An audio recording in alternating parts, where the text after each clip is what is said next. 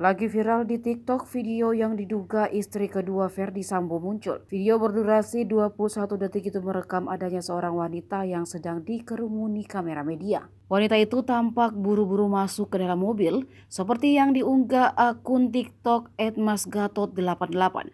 Narasi dalam video itu jadi sorotan karena menuliskan terungkap Verdi Sambo punya istri dua. Sontak saja video itu langsung menyebar di akun gosip Instagram sejak 3 jam lalu. Tidak sedikit komentar netizen yang menghubungkan dengan ucapan kuasa hukum keluarga Brigadir Yosua Kamarudin Simanjuntak soal sosok wanita lain yang disebut si cantik. Namun belum bisa dibenarkan terkait video tersebut apakah wanita itu betul istri Verdi Sambo atau bukan. Sebelumnya juga pengakuan Barada Eliezer jika melihat wanita keluar dari kediaman Verdi Sambo 2 bulan sebelum penembakan Brigadir Yosua. Kamarudin Simanjuntak pula sejak awal mencurigai jika ada wanita lain yang menjadi motif sebenarnya Verdi Sambo menembak Yosua. Kamarudin mengklaim dia mendapatkan informasi itu dari seorang intelijen yang merupakan jenderal dari Akpol 1987.